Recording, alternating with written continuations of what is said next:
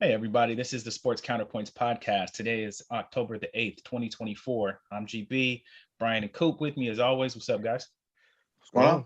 We're Man, back. back at it, man. Week to week with football season. Always a good time to catch up with my bros and talk a little bit of sports. So we're football fanatics, man. Let's just keep it real what it is. We watch the other sports too, but if there's not some major going on, it's football all the time. So that's what this show is. College football, and then we'll talk about the NFL last week and the week ahead, as well as any pertinent drama going on, which is always interesting. So starting with the college football, man, let's start where you was at. Coop actually was at that Man, California, University of California, Berkeley versus Miami game, man. Tell us about man, it. I've been to a few Cal Berkeley games when Miami, well, actually maybe like three since Miami played. This one was electric, man. ESPN was there. It was a packed, sold out house. Tickets were expensive, but it was still packed. The atmosphere, the energy in there, man, they were just happy to be playing, on ESPN against a top 10 rated team. And I bet on this game. So the person I was with, I bet the over on this game. I believe we talked about last week, over 54 points for both teams combined. The reason why is because Miami's pass defense the past couple games been kind of shaky, but more importantly, the start time of the game was 7:30 p.m. West Coast time, which is 10:30 p.m. on the East Coast. And when the game first started, the whole first half, man, that the whole team just looked slow and sluggish. Like that start time was really affecting their bodies because they don't really, they don't play games this late. And it was guys who were not even that fast on Cal just running past Miami defenders. And so it wasn't good in the first half. That lead that Cal built, they didn't do much but just make simple passes. And they were just running down the field for big chunks of yards. And so in the first half, when halftime came, there were some Miami fans that just left because Oh yeah, no way. you really couldn't see this a comeback taking place. And then the third quarter rolls around, it's much of the same. Third quarter comes around, they're down 30, I think 38-18 in the third quarter. I'm gone. Okay, I'm done. I mean, it's sluggish. They're sluggish. They're not crisp. You can just tell it's not the same Miami team that's been playing all season. Things weren't right. Going back to the car, I'm looking on the phone. Crazy. They score one touchdown. I'm like, okay, well, it's just one touchdown, whatever. Get to the car because I have to walk about a mile, Oh, you downhill. left. Yes. Well, I Oh, get I get to the car. It's 38-32. They score another touchdown. And I'm like, well, Cal still got the ball. They'll probably run out the clock and they'll still be good. The comeback is whatever. Third and 7 Cal. Then it's fourth and like I think 10 or fourth and 12 Cal. They have to punt the ball to Miami. Miami gets the ball with about a minute left in the game. Now I'm on my phone as I'm driving on the freeway back to the house watching this game. And I'm so like, allegedly. oh, wow. And so, oh, yeah, allegedly, right. Allegedly, there you go, because you're not supposed to do that. Forget I said that. So as I'm watching the game, Miami is driving. They're driving. They shoot themselves in the foot with a couple of penalties. They convert a couple of fourth downs, fourth and 12s, I believe, fourth and 10.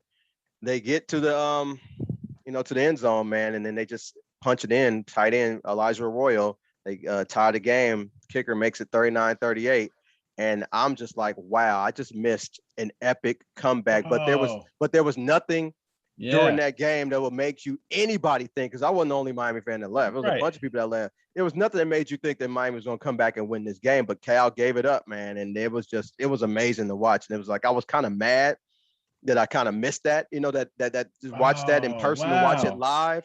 But at the same time, I mean, it's like You it were was there. down 21 again. It was like, I stayed three quarters. It was nothing going on. So, but well, hell of a win by Miami. And it was the atmosphere though. It was just great. It was great to be Wow. there. I Yeah. thought you saw the whole game. I didn't know you No, left. I left. I left in Wow. the third quarter. Yeah, I Damn, did. bro. If you Yeah. once you said tickets were expensive, I'm gonna sit until it's over with. Yeah. Well, I mean, expensive Even for a when cat. tickets are cheap, like if I'm going to Right. the game, I'm gone to the game. Well, Right. Well, it's like expensive for a Cal game. It was about Yeah, one yeah, yeah. 134 a ticket. That's Yeah, a lot for that's a Cal pricey. That's game. pricey for a But yeah, college game. so my Yeah. boy from Florida, he was at that game too. He flew from Florida to the previous day on Friday to go to the game on Saturday. He left in the third quarter No. on his way back to the hotel. He's like, and then we were like hitting each other up during that last drive, and it was like, man, they trying to come back and win this thing. He was already at Bro. the hotel from Uber by the time they won. See, I was this is getting why, off the freeway. man, shout out to mom and sis, and I was very happy to see him. I was in the right place this weekend. If I was Man. there with you, you wouldn't have been gone. Oh, You'd no, have saw the whole no. game. Yeah, right. Real talk. You saw the whole game. Real talk. Yeah. We'd have got another. We'd have drank whatever was in our pockets allegedly. Yeah. Real talk. And But hell of a game, though, man. And Miami pulled it out. So thankfully they have a bye week because they need one to try to figure some things out. But yeah, the comeback. I still really can't believe that they came back. If you had watched Miami that game and how they were playing, there was nothing in the world that makes you think that Cal was going to give that game up. You know, it was incredible.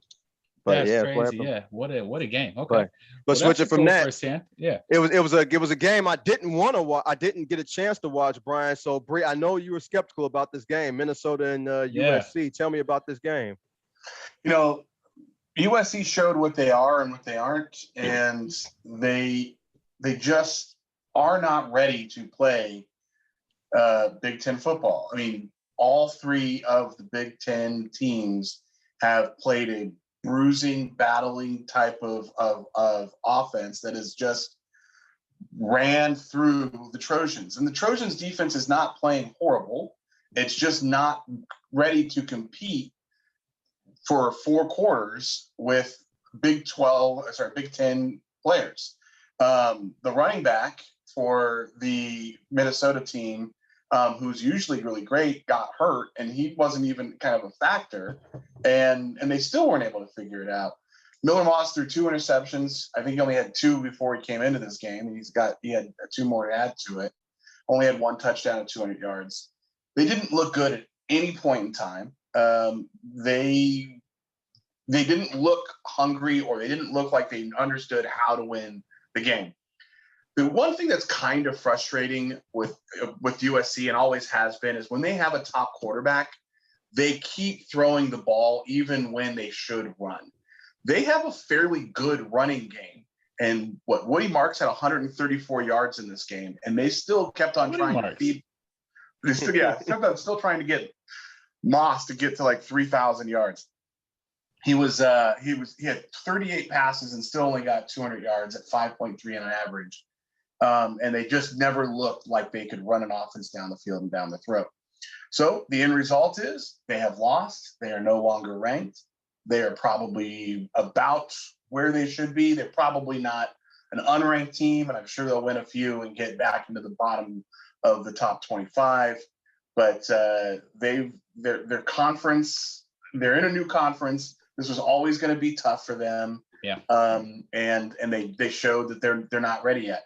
It's bittersweet because there's only 2 teams that I really root for in college, and the other one happens to be the University of Minnesota due to family ties and connections. And right. And so, I was rooting for SC to win it because I would like to see the SC team make the playoffs, and Minnesota is not likely to make the playoffs no matter what happens the rest of the season. But it also is nice to see Minnesota at home get a pretty significant win for them. Yeah, nice. Yep. What other games were y'all paying attention to? I know me. Well, it was a pick that I gave out last week. Michigan State played Oregon. I gave out Michigan State plus 23. They covered that one. Oregon plays, I think, Ohio State or something this weekend. So both teams really haven't played anybody good this year. So it's the first test for both teams. But Oregon, I'm really interested in watching because I just don't think this is the Oregon of past. Oregon past teams are usually a little bit more physical and could really put up 60 at any moment in any game. I don't think this is the same type of Oregon team. So I think Ohio State will beat them, but we'll see. But I know one game me and Brian was on the opposite end zone was Missouri and Texas A&M. And I only took Texas A&M that game because of the talent that they have. I didn't think Missouri was all that talented, though they were probably a better team record-wise, but not necessarily the more talented team. I don't know if you watched that game, Brian, but that game wasn't close. But I did see the results. Yeah. Score, yeah. It wasn't close at all. Was there any other games? I get turning off games early, Jason, just not leaving them. That's the first time I actually left a game, I think, early. That's the first time. I can't remember ever doing that before. Can't remember ever doing it. Yeah. Any other game that caught your interest in college last week, Brian? Well, yeah, Washington's beating Washington, used to be Pac-12 team, beating Michigan who was ranked 10th, giving them their second loss of the season. And they did it in a not necessarily like a blowout, but a convincing fashion that made them look like they understood the assignment and trying to go in there and play Big Ten football. So hats off to them. That's really it for me. I mean, we could talk about it now or later, but if you're not a college football fan, but you are a football fan, when you see Boise State on TV, watch the game. Yeah. This kid is ridiculous. The running back you talking about? Yeah. Yeah, Ashton Jeanty. Yeah, I was waiting for it. His numbers are lapping Bo Jackson's greatest season in football. He is leaps and bounds better than the last 4 guys who have won a Heisman as a running back. And I'm including Reggie Bush. He's got like 400 or 500 yards more than him. This kid is dynamic. He cannot be stopped. He is not a big dude. It is interesting. There's no real reason for him to be as good as he is, other than he just is that. And he looks like the real deal. He shakes when he needs to shake.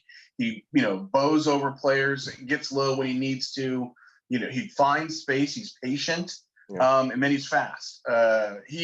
Watching football with him on there, and Boise State's low ranked 21, but they curb stomped Utah State 62-30, and I don't think he played as much as he could have because of the score, and he still had 186 yards and 3 touchdowns on 13 carries. His average carry was 14 yards per. Just outstanding. So whether you're a college football fan or not, if you like football, on a Saturday and you see a Boise State game on, turn it on. It's worth watching because he can. He can definitely. He can good look. He can definitely play. And GB, it's always a good week in college football when Miami wins, Florida State loses, and all teams in Alabama lose. Meaning Alabama and Auburn. I don't really care about Alabama State and Alabama A&M. They lost too, but very much Alabama and Auburn, Florida State lost. So it's always a good week when that happened. Alabama, I know Brian was on that number 1 rank. Is like, I don't know how you just shoot up the number 1 like that, and they just promptly lost to Vanderbilt the very next week. So to Vanderbilt. It was also a pretty cool scene. I do not encourage the whole storm the field, take that post down. Yeah. But if you're gonna do it in a calm fashion. Take it right down the middle of the city and then throw it in the river. It was a little extra, like it was still too much. They got fined $100,000 for it, but at the same time, they did it with an imprimatur that allowed them to kind of make it look a little different than just being, silly college kids. Yeah. And they were taking turns. It's not a short walk either. This was like a 30, 40-minute thing that they were showing the progress. If you were one of the people who were grabbing the thing in the field, I guarantee you weren't one of the people holding it when they threw it in the river, because that would have been a lot. That's heavy. Yeah, they lost to a smart school. Yeah, because you had to go to class at Vanderbilt. That's funny. All right, we'll move on to next week. Next week's games, Brian. This week's games, sure. All right, man, the big one. I'm sorry, this is a big game. Even though USC is not ranked, man, they're playing Penn State. I think Penn State is not as good as their ranking. That's just me. You think USC has a chance in this one? They're at home. So I do think they have a chance because they're at home, but they've got to figure out a way to get Penn State trying to play USC's football, other than instead of USC trying to play Penn State football. Penn State, I think their record is a little bit fraudulent, a little overinflated. I don't think they've done anything yet. I mean, they haven't played, except for Illinois, who's another team I'm a little skeptical about. They played West Virginia, Bowling Green, Kent State, and UCLA. Which isn't much of a challenge. So I do think SC can win this game. It would be important for them to do that if they want to get back in there, because I do think with the expanded playoffs, 2 lost teams can get in. And this is how you do it, right? You beat a number 14, like Penn State. But I'm going to say that they will keep this game close. Yeah. I don't know if they'll win it, but I will be rooting. And if I I'm going to root for them. Instead of picking something, I'll just say I'm rooting for USC to win. But I do think they'll keep it close. Yeah, it's a 5-point spread. I can't take 5.5, Penn. Yeah, I can't take Penn State -5 on the road on the West Coast. I against USC. I in the Coliseum. I can't do it. If I'm not betting, but I would definitely take USC plus the 5. Here's what I would take. I would take the over. Really? Yep. Okay. Over 50.5. It's 50.5. Okay.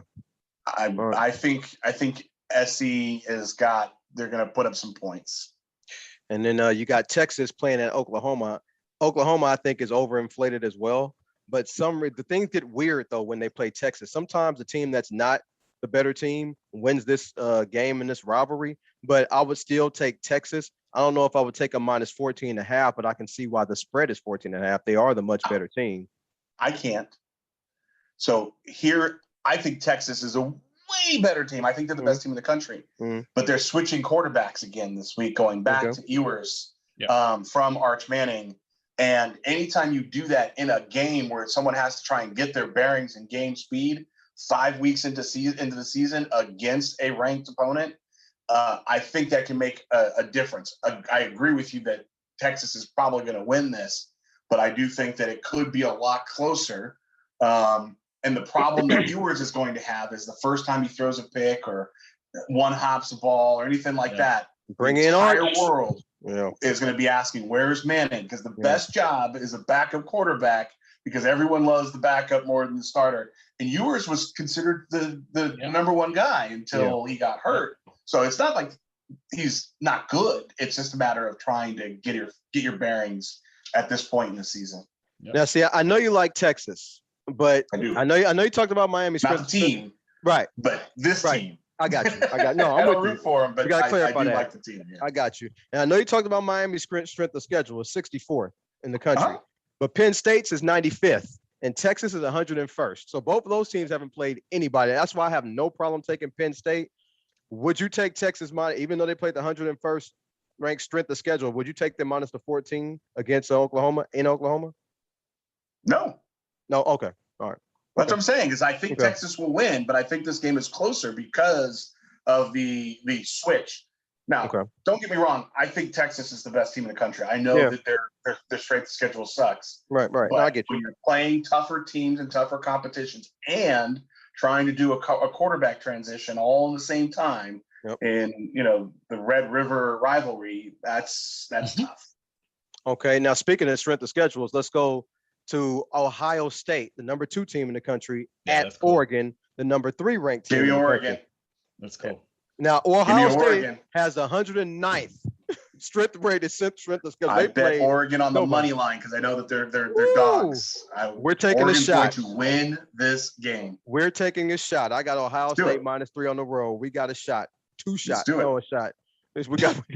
We got 1 shot on this one. Okay. Yeah. I'll take Ohio State. I think Ohio State is very, very good. I hate to say it, but they're very good. I just don't think Oregon is that good. That's just my only basis I'm taking Ohio State over Oregon. So we got one. Man, this sounds like a Peerless One pick versus Ryan's best bet there. There you go. Come on now. Serious about it. Well, I guess if we're going to go to a college pick, I'm just going to give one out. I do one every week. I'm taking San Jose State and Colorado State under the total.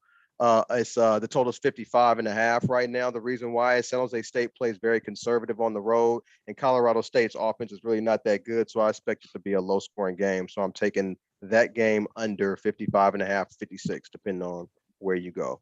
Brian, you got one? Have you looked at anything? That pick brought to you by Peerless One Sports. Yeah, no doubt. Had a good NFL weekend too, but we'll get in that later. No, you know what? I really hadn't. I will, just because hopefully this will get some people to watch it.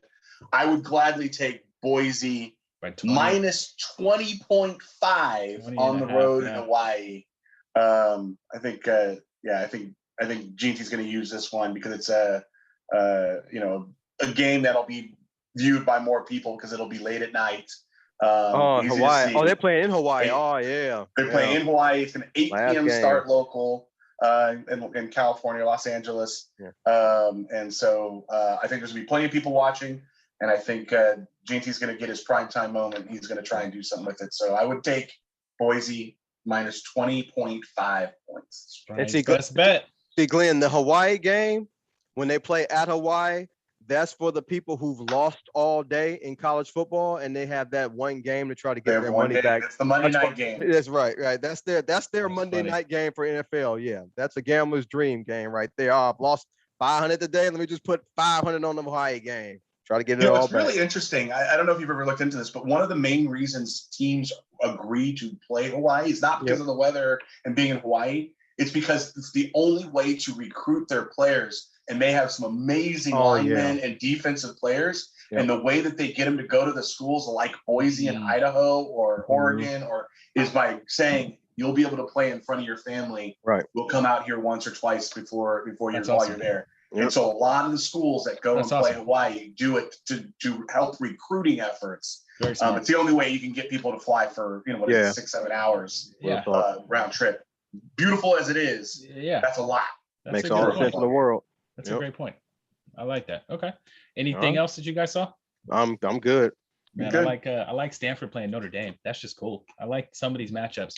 One thing Stanford and Notre Dame play each other pretty regularly. So that's, I was going to say every year, but I don't think it is. But yeah, it's close. I was driving. I was on 101, I think, and saw Stanford ACC.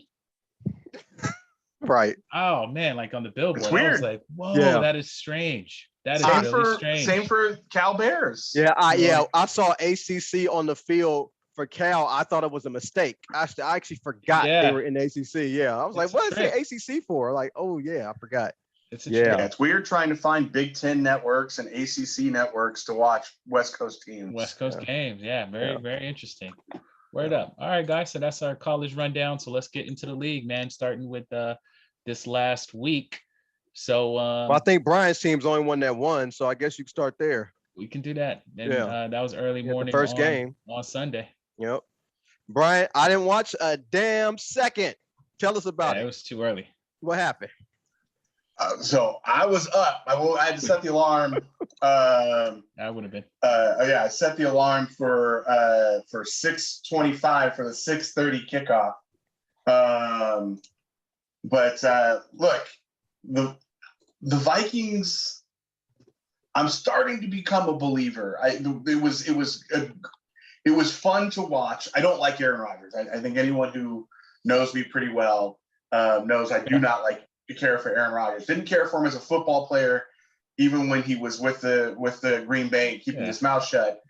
He compounded the problem by opening his mouth. So watching him throw 3 picks and watching Minnesota Van Ginkel get another pick 6 was very, very enjoyable for me. I've always liked Breece Hall. So watching him kind of go belly up again, and I respect Breece Hall. I think he's good. Watching the defense stifle him was also very enjoyable. Sam Darnold has an X factor to him this year. He is not always throwing for 300 yards. He didn't even throw for a touchdown in this game, but he just knew how to make the right plays at the right time. The Minnesota passing offense had 171 yards. The rushing offense only had 82 yards, but they did enough to win this game, and they rode the defense to 3 picks. I think they also had a fumble recovery, and the team is just coming together. I really don't want to see happen what I think is going to happen, but I think a lot of people are going to start ignoring Brian Flores' history. Look at that record, look at that success, and hire him anyway. And I don't want him to go, but he's performing too well for people to ignore. Yeah, I mean, like I said, I didn't see the game, but I do know there are only 4 teams in the NFL better than 3-2 right now, and the Vikings is one of those teams. So they're definitely playing well right now. The other teams are the Washington Cadets, Kansas City Chiefs, and the Houston Texans. To me, this game is all about the Jets. It's not disrespectful to the Minnesota, but it's all about the Jets. They're a very interesting team. Their owner, Woody Johnson, was a former ambassador to the UK. He loses in the UK and comes back home and fires his coach. The firing really didn't surprise me. I'm kind of surprised about the uproar about it. When Matt Rule was fired after 5 games, 2 years ago after going 1-4, nobody said anything. But Robert Sala's still getting his $5 million, and when he wants to coach again, he'll be a defense coordinator somewhere. I didn't see probably with y'all. I'm about to say I didn't see any uproar. So. Oh yeah, there was some people that were saying any uproar because there were plenty of people talking about how they wanted him fired for a while. I just didn't get the timing.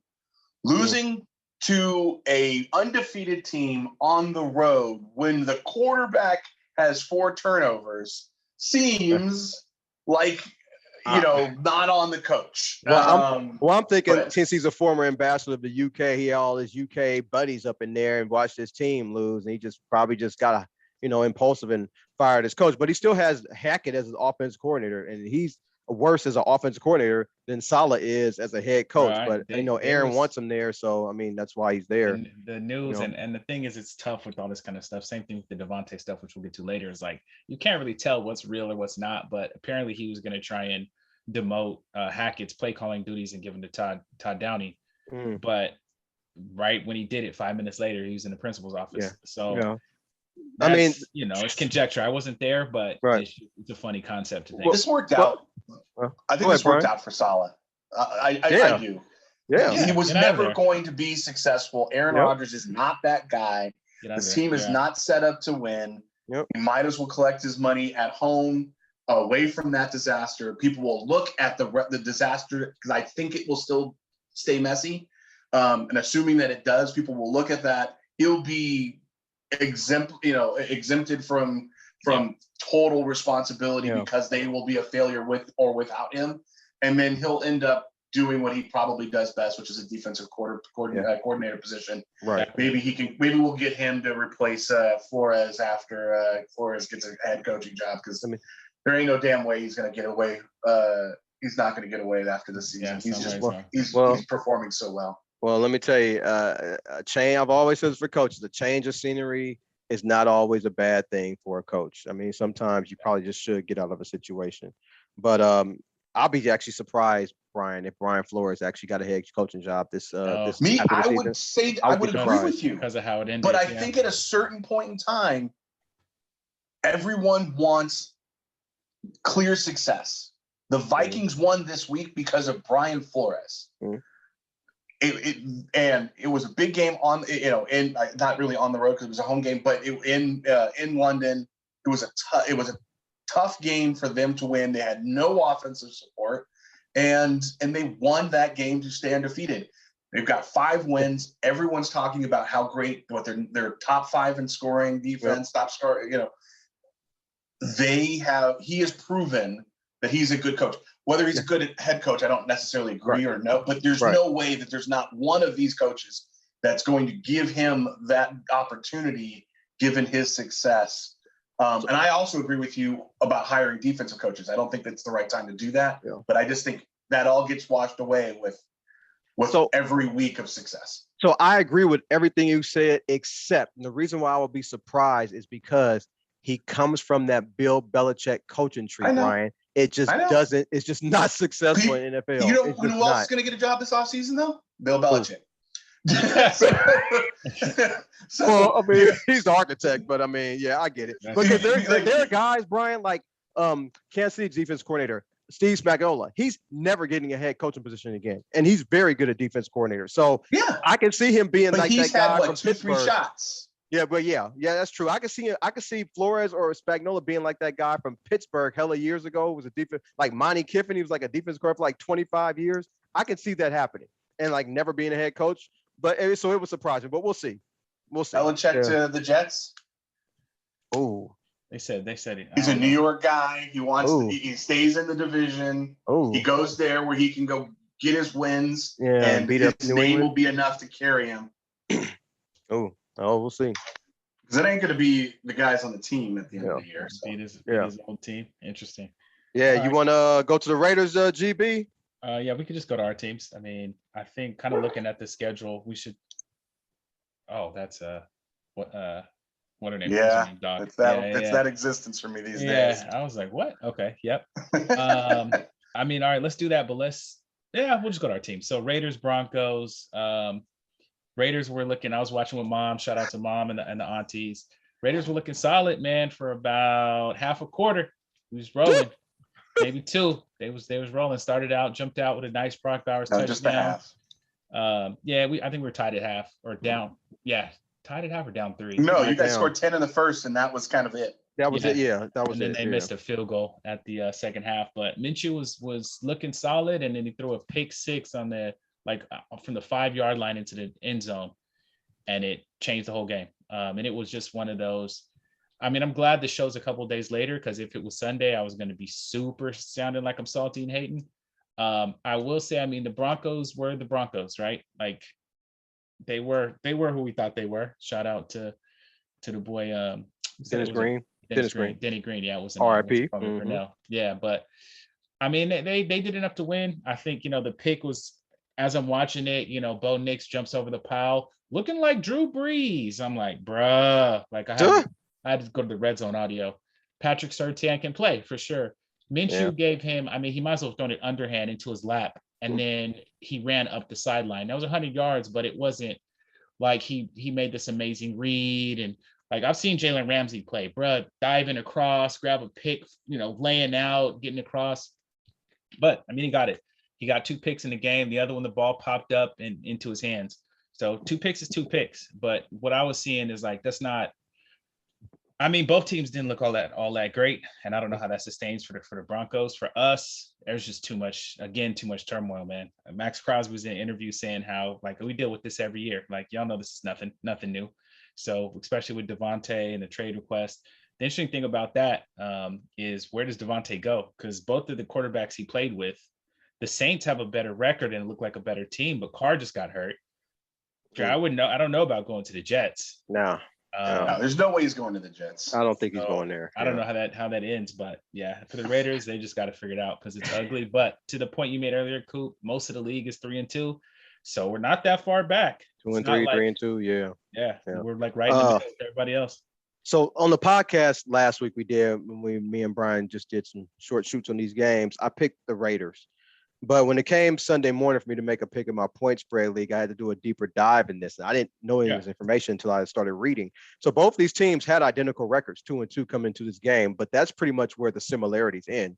The Broncos have the 5th ranked defense and plus 7 point differential, and the Raiders have a 25th ranked offense and minus 19 point differential. And then I saw Denver as number 1 defense in yards per play, sack rate, number 5 in pressure rate, and number 2 in tackles for loss. And they're playing against an offensively challenged team without Devontae Adams and without Zamir White, their number 1 wide receiver and running back, and without their starting tackle. So I ended up picking Denver, and I actually put that out on Peerless One Sports as a pick. I took Denver on this game. So I wasn't surprised at the score, man, not because I think Denver is great, but because of the losses that the Raiders have incurred and who they're going up against at this point in time, the way Denver's defense is playing. That's the only reason. I really don't, care about personal favorites or who I like or don't like. So I ended up taking Denver for this game. I didn't watch a second of it, to be perfectly honest with you, but I did see what Brian alluded to earlier, how the Raiders scored 10 points in the first quarter, and it was pretty much, nothing until maybe I think the fourth quarter, and they scored some points. Yeah, that's about it. I don't know. I hopefully they'll play one of your teams so you can actually watch them play, because I know it's happened to the defense, but I'm trying to think of who they played actually, because that was not. I mean, I've watched. This is the first week I have not watched the entirety of the Raiders game all season. I've watched every one of their games in their entirety except for this. Okay, no, I'm talking about Denver. Oh, got it. And the Denver defense. I mean, they're scoring, but it wasn't like, as I was watching it, it wasn't. You watch games, you watch teams, you're like, damn, they are killing, like they're just unstoppable.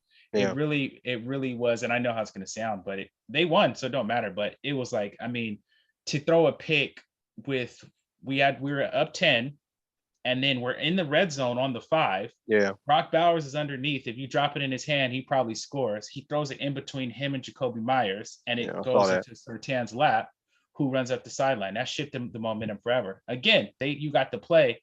But me, I'm always putting it to Madden, right? It's different if you read my defense, put your linebacker there, made a shift and got there, then you tossed it to my guy and I ran straight in. So both picks were kind of like that. And they were rolling until they weren't. But I mean, they won. Bo Nix was Bo Nix. We looked trash. So it was what it was. Yeah. How much longer do you think the Raiders stick with Minshew? He got That's a good benched. question. He got benched. I know he did. Fourth quarter. Second time. I actually think. That's the second time though this season. My conspiracy and theory was you put him in for the first few games so he can get through some of these tougher defenses like the Broncos, like some of the other teams we played. And then now as we get into the Bengals, the Rams, a few other teams that may not be rolling as well, you can go back to Aiden. Minshew did make a few plays with his legs, especially in the first half, that the pocket was just collapsing around where I think Aiden would have got sacked. So you do that, but now I think you're probably right, Brian. I think it's within the next couple of weeks. Yeah, I guess the question is you have a later bye week, right? So you guys play the Steelers, Rams, Chiefs, and Bengals. Does Minshew start those four and then they go into the bye and come out with Aiden, or do they, give him the hook sooner? I kind of feel for Aiden because the Steelers are a good team that's playing pretty well and it's known for its defense, which is tough. And he played him last year. The Rams have been scrappy, not really good, but scrappy. Chiefs are the Chiefs, and the Bengals, you never know what you're going to get. So right. Aiden could come in at the wrong time, take four L's real quick, and kind of limp into the bye. But anyways, it'll be interesting to see what happens on that. I think 2 weeks. 2 weeks. Yeah. All right, so let's talk about other trash ass teams. Yeah. Hey, don't talk about Arizona like that, man. But they won. We watched that game. I mean, I'm clowning. Shout out to the Niner fan home. No, it's all good. Yeah, man. I love it because y'all sounded like us. Hey, man, you can't win them all, man. I didn't say that. Stuff be happening. The Cardinals was playing hard. It's a division game, man. It was really hot. We had to sit up under the bleachers. Hey, man, let me tell you something. I said last week, man, I would take the Cardinals plus 7.5. I would never take the 49ers minus 7.5 in that position. But the issues with the 49ers, man, is it's been simple. It's been every game. There's issues with the run defense. That's been shaky. The safety position is not good. We got rid of our starting free safety last year for some guy from Penn State who we drafted who really just maybe below average. Hufanga, he wasn't, he was coming out by ACL or whatever. He had another guy playing that position. Safety position is just not good. Coming into the Cardinals game, the 49ers had the worst special teams in the entire NFL.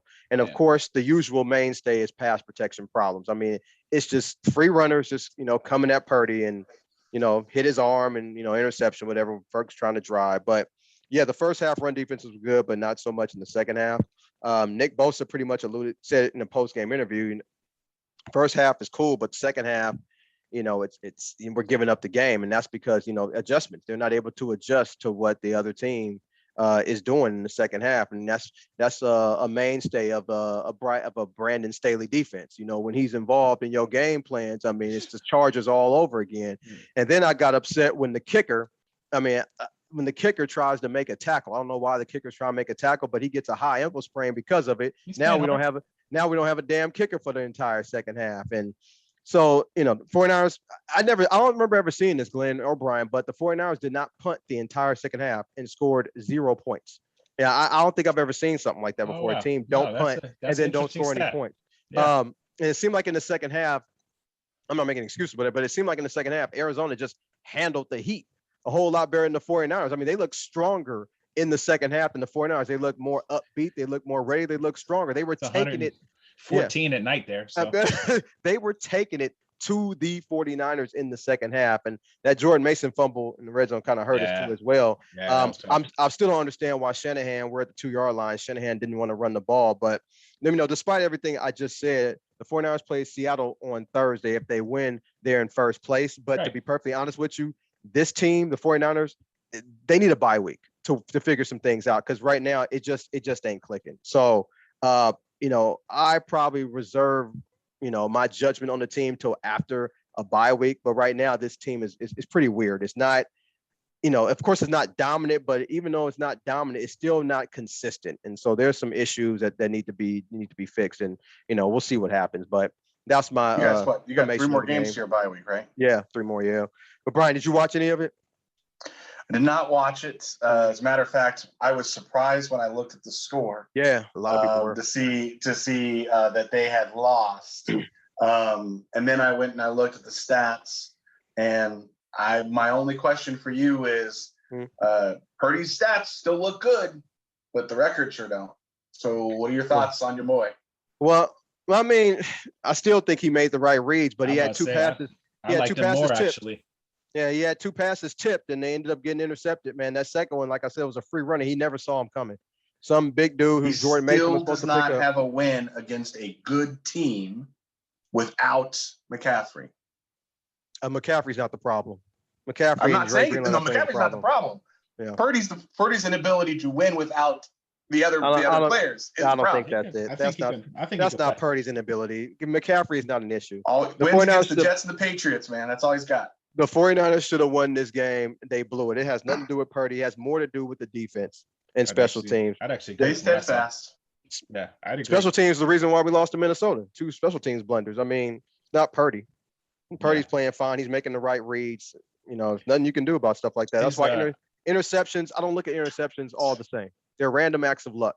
I will say the one thing about Purdy picks, though, unfortunately, is they come at the worst time. Yes, they do. He'll look great all game. His arm will get hit. Yes, they do. Like it may not be his fault, but that mug is the worst. That I will agree with. They come every at year the worst time. Man. Yeah. I mean, I was watching the game, and I was sitting with my mom. I was like, Purdy can play. Like, I can't even front. Like, the more I watch him, hey, if y'all get rid of him, please, I'll take him. I ain't even gonna lie. Well, you did that strategy though. That didn't work out well for you.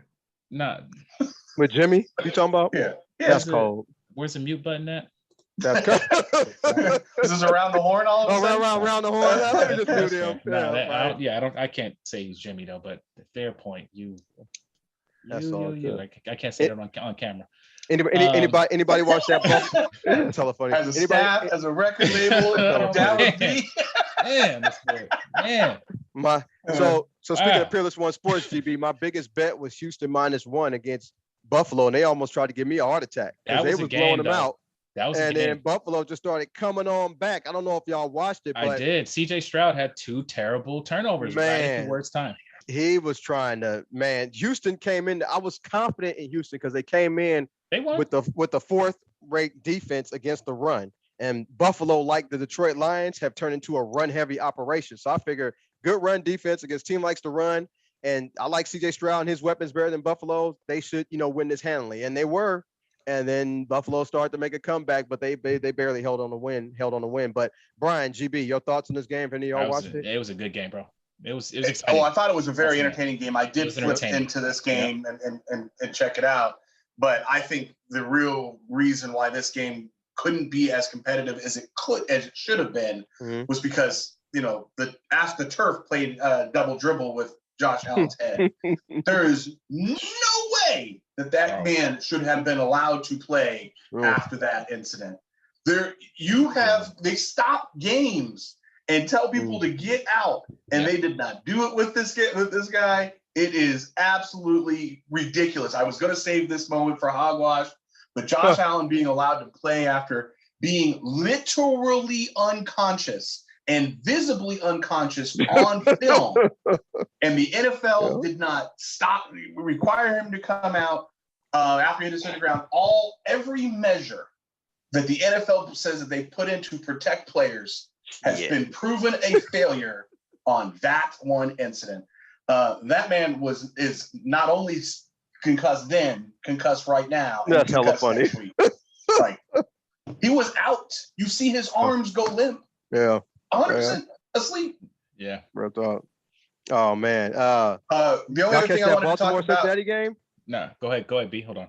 No, go ahead. Go ahead, B. No, B, go ahead. Which game you talking about? The Bears. Yeah. So, pop quiz for all of the fans out there. There's only one division in all of football that every team has a winning record. And that is the Bears, the Lions, the Packers, and the Vikings. Go figure. Every other team has 3 wins. Don't B got them going to the Super Bowl? I mean, they were also in last place. Playoffs. Doesn't Coop have them going to the Super Bowl? Playoffs. Yeah. That was the Chargers. Yeah. Just as we're going they're still in last place. Don't get it twisted. But Caleb has started to show signs of life. He started to figure out how to make some plays. Now the Panthers are a bad team, so it's easy to get right against them.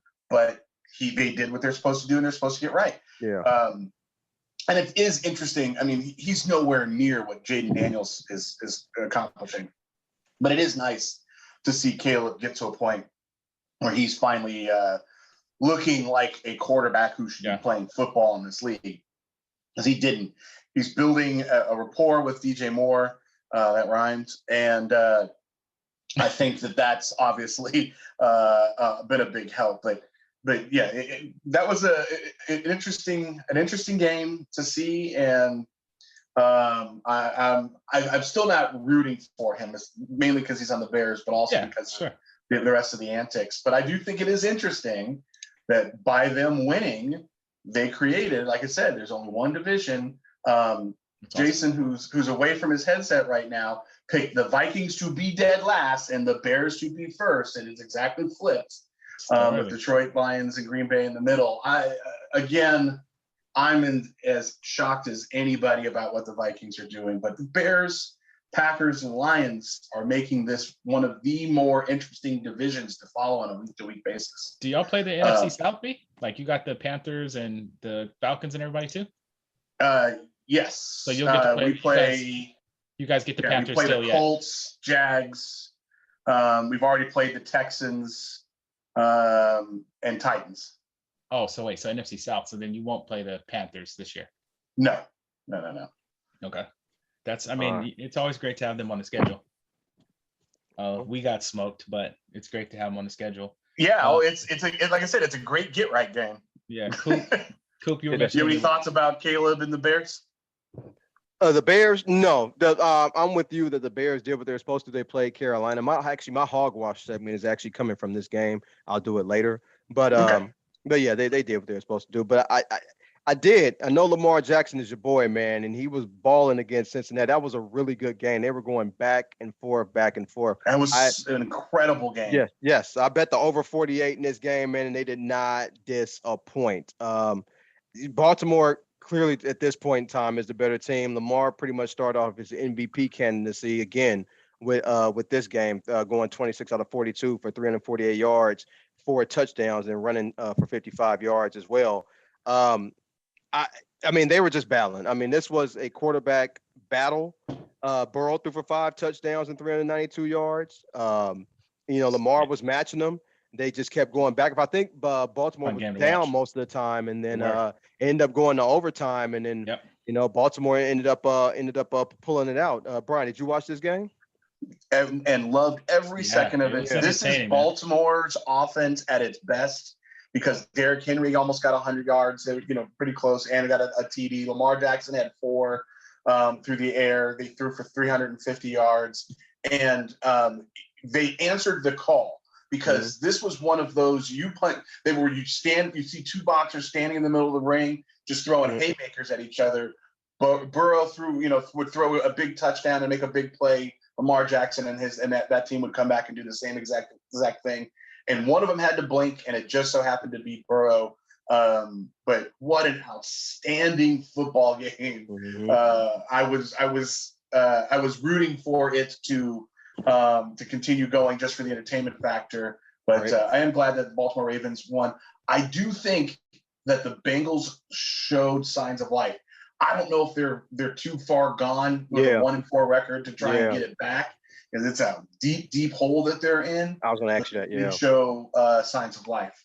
Yeah, I was going to ask this. I was just going to ask you that too. Cincinnati's 1-4 now, and Baltimore seems like, even though they're tied with Pittsburgh, Baltimore is definitely the class of this division. It looks like the AFC North, but 1-4, Brian. Cincinnati, gut feeling, you think they make the playoffs? I mean, that's a hard road to come back from, and they're not playing very well. They did show signs of life, but that was just one game. You know what I mean? Yep. And their only win is against Carolina. So here's the reason why there's a little bit of signs of hope. The teams that are supposed to be losing are the ones that are winning, and they can fall off. So like the Denver Broncos, they can fall off. They're in a playoff spot right now. Indianapolis, Tennessee, and Jacksonville all suck. Pittsburgh Steelers was a team that we kind of had as a middle of the pack team. They've played as a middle of the pack team. Miami Dolphins are 2-3. Jets are 2-3, and Buffalo just got hurt. So there are enough possibilities that those players can come back to the middle that they could, but it is a deep, deep hole. Yeah. Do you have a pick on next coach to be fired? Only reason I'm saying that because I just thought of somebody who I think might get fired next. Who do you got? Who do you think? Jacksonville coach Doug Peterson. They're 1-4 in that sorry division. Stefanski. No, they're 1-4 in that sorry division. No, Stefanski's stuck with Deshaun Watson. He has to play him because of money. But Jacksonville's 1-4. Jacksonville's not a good team. They're just not. They're horrible. Yeah, horrible. They are not a good team. They're horrible. Oh, but I don't think the coach has never really been a Trevor Lawrence guy, right? I'm not sure. I know he's stuck with him. And then he got, I think Trevor just signed with a $200 million extension. He got stuck with them. I don't know if he's stuck with them. Well, you're right. Yeah, real talk. That it was a random question. Yeah, that's all. Yeah, I don't know. I mean, I don't think that that's a bad pick. I didn't think Saleh would. I thought Saleh would get fired at the end of the year. Me too. Because I didn't think the Jets would want to give up on this season. Because realistically, Aaron Rodgers ain't got many more of these, and so I was expecting them to kind of go all in. Yeah. But they did it. Like I said, there's nobody other than Kansas City who you can definitively say. I should say, I take that back. Other than Kansas City and Houston Texans, you can definitively say will make the playoffs. Yeah. I think them, the Ravens, and the Texans are the only three that could start making hotel reservations and all that good stuff. And the Ravens are just kind of middle of the pack at 3-2, but I think they're gonna get better. So I do think the Bengals have a shot. I don't know. All good. Okay. All right, you want to move on to next week? Yeah, we can do that. Yeah. I guess we can start with the Thursday game. The 49ers play Seattle. The winner of this game is in first place, technically. It's a good time for both y'all to have this game, too. Get over the losses from last week's game. Woo! I don't know about that. I kind of want them to play Sunday. But, look, Geno Smith has never beaten the 49ers since he's been the starting quarterback. They've kind of owned him in Seattle. That's the only reason I am taking San Francisco, but San Francisco defense has been a little shaky, but it's the only reason I'm taking San Francisco. Plus they got, Seattle has a problem playing teams with talent. And I think the 49ers still have enough talent to beat Seattle, but that's the only reason. I don't think San Francisco's a really good team right now, but I'll take them. What about you, Brian? You're also going to get San Francisco typical weather up in Seattle on Thursday. Oh, yeah, I didn't take a little more temperate. That's hella fun. I'm going to go with the Seahawks. I think it's just because it's at a home game. I think that the Seahawks are not playing great. I don't think that they're better than anyone else. I think they were just playing all right. And I would, when someone's given up 3.5 points in your house, that's really a 6-point swing in my opinion. I think the Seahawks are a little bit better than that. And so I would take the Seahawks. And I think there's a game in England. It's Chicago Bears playing against the Bears Jacksonville. And Jaguars. Now that's what I won't be doing. I was about to say they're giving Caleb a schedule, boy. Memes. They're touting him around. They're trying to make sure he can win these games too. I'm not watching this game, but I'm sorry. I'm skeptical to take Chicago as a favorite against any team except Carolina. Well, I'm sorry, I can't. Sure, but it's only 2.5 points. So the spread makers are like, someone's got to win. Right. Well, it's likely to be the Bears over the Jaguars, given where they are. They'll win by a field goal. I would take Chicago. But guess what? I won't know anything about it. Right. So this is interesting. Statistically, the best quarterback statistically is Lawrence. The best running back is Bigsby. Best wide receiver is the rookie Thomas. The Bears. Brian Thomas, Yeah, the Bears can't scratch the top player either at any position. Yeah. But I'll still take the Bears. Yeah, I'll take Jacksonville. So the most important game, I'll give you a couple of minutes, and then we're gonna do quick hitters. Yeah, the Cadets and the Ravens. That's a big game right now with the Commanders playing really well. Yeah, I want to see this game. The Ravens coming in. Who do y'all got? I'm gonna start. I'll start. This was easy for me. I'm taking Baltimore. I don't think Washington is ready yet for this type of game. I mean, Jay Downs, he's playing well for a rookie, but as far as like the rest of these established quarterbacks like Lamar Jackson, he's not on that level yet. It's Baltimore minus 6.5. I would take Baltimore to win this game by double digits. I just don't think Washington is that good of a team to step up in this type of competition. I got Baltimore easily. What about you, Brian? I'm with you on the Baltimore. I don't know about how easily it'll be, but I would still take Baltimore and give up the points. Yeah. This is a gut check game. I don't think Jaden Daniels is going to play bad. Yeah. I just think that experience rules the day when you have games like this. And the Ravens, not just Lamar Jackson, but the Ravens across the board have the experience. They had 3 different tight ends playing awesome last week and getting touchdowns. Yep. Anyways, yeah, give me the Ravens. Cool. Yeah, Washington's going to get a lot of love, though, in this game, Glenn. They're going to get a lot of love. Yeah, I look forward to it because they got 2 good squads. I was saying quick hitters, but most of these games are trash. I'm just going to ask you about the Lions and the Cowboys. Ooh, Brian, go ahead and start That's with a good that. game. Yeah, it's Detroit Well, minus. that's it's it. Detroit -3 in Dallas. Give me Detroit. Okay, so Dallas is an underdog. Is 2-0 already. They were underdog against Pittsburgh last week and they won. I'm taking Dallas again, only because they're an underdog. When they're a favorite, it's they're iffy. As an underdog, they've seemed to cover these spreads. So I'm going to take Dallas, but it wouldn't surprise me if Dallas won. They will win close. But if Detroit wins, I think if Detroit wins, Brian, it won't be close. I don't think it'll be a close game if Detroit wins. And I think they're a better team, to be perfectly honest with you. Yeah, give me Detroit. Let's do the same thing for the Bengals and Giants. The Bengals and Giants. Oh, I'm not taking the Giants. That's why Daniel Jones playing? Hey, we ain't. That's why I said we're not talking about no more of these games. Raiders, Steelers. Just this is why I think the Bengals have a shot, though, is because they got a game against the Giants right now. Yeah. It's Sunday night too, so I probably won't see it. Steelers, Raiders. They play the Giants and the Browns, and then your boys, the Eagles, then the Raiders over the next. My boys. They could easily get back even. Steelers, Raiders. I think the final score is 2017. I don't know who wins. I'm planning on watching it unless I'm playing golf. I plan on watching unless I can find something else to do. Steelers, Raiders. I'm taking the under. Steelers, Raiders. I'll take the under 36.5. Yeah. Cool. Unless y'all have anything else, let's wrap it up with the last couple segments. Let's do it.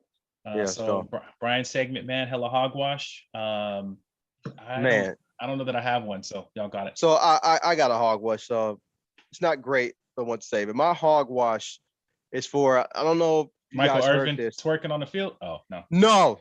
No, that's a great thing. Okay. My hogwash is the people who were upset at Carolina's Panthers head coach Dave Canales for admitting to putting Bryce Young in the game to avoid exposing Andy Dalton to more hits by the Chicago Bear defense playing behind that banged up offensive line during the blowout. That's what you're supposed to do. You don't sacrifice your starting quarterback and the better quarterback to play in the game like that. You put your backup in to take those hits. That's what you're supposed to do. I don't understand why people are saying, Bryce Young is getting a raw deal or they have no interest in saving him. Of course they have no interest in saving him. Have you watched him play the last couple of years? I want him to be good, but it hasn't been good. I mean, I was a Deshaun Watson fan coming out of college. He could play first though. It fell off a cliff. And then Bryce Young, it never really took off. It's always been, going down. So, I mean, it's what happens. So I don't understand the outrage about it. So that's my hogwash. Brian, you got one?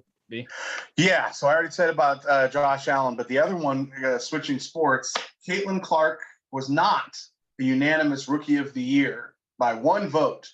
Whoever the person is who did not vote for Caitlin Clark, the most obvious Rookie of the Year pick ever since in almost any sport needs to lose their vote. I mean, this is one of those things, and it's an anonymous voting, so we don't know who. But this was one of those. I'm going to be the person who's the stink bug in the punch bowl. Yeah. It's a bunch of crap.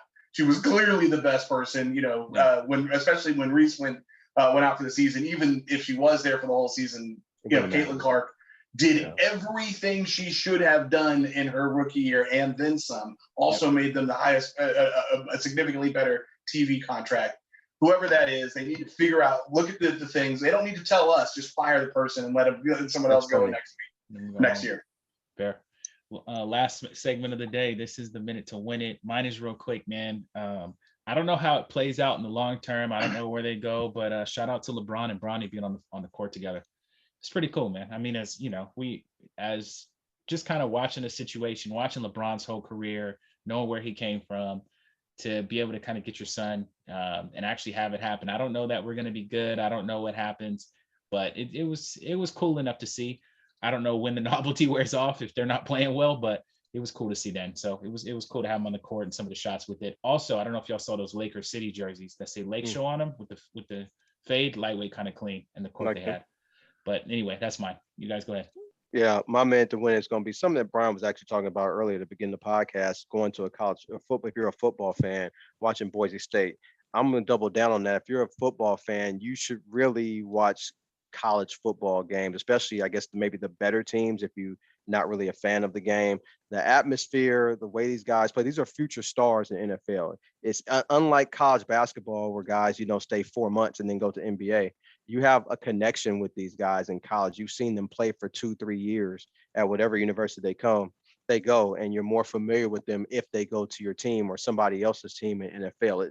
College football is the second most watched sport in America behind the NFL, and it's a reason why. It's a really great product, and I think if you're a football fan and you don't watch college football, I believe this is the year that you should watch. So that's my minute to win it. B? I'm going to try to be fast because I'm only supposed to take a minute. But if you're out there, kids, don't play football, play basketball. There's been a lot of talk over the last couple of weeks about the disparity in salaries. And so I have brought up and put this up for a few people to listen to real quickly. Top base salary for wide receivers: T. Higgins, $21 million. Chris Godwin, $20 million. Keenan Allen, $18 million. Devontae Adams, $16 million. Terry McLaurin, $15 million. I did not do cap hits, but otherwise it goes up to 30, 27, 25. All right. Running backs, base salaries: Alvin Kamara, $10 million. Jonathan Taylor, $7.8 million. David Montgomery, $5.2 million. James Conner, $4.2 million. Miles Sanders, $4 million. Okay. These are the best who are at the top of their positions. Max Crosby, $24.5 million. Montez Sweat, $20 million. Jeremy Simmons, $16.5 million. Vita Vey, $15.5 million. And Grady Jarrett, $15.2 million. Quarterbacks are in the same boat. Now, what kind of players do you think, what level do you think the players are who are making that? Real quickly, let's go to the $30 million mark. Isaiah Hartenstein is making $30 million this year. The Oklahoma center. Jeremy Grant, $30 million. Devin Vassell, don't know who that is. He's that's Jeremy guard with the I at the end, right? Yep. Yeah, okay. Devin Vassell, the Spurs shooting guard, $30 million. The highest guy that I told you, their salary was $20 million. So let's go look at who's making $20 million.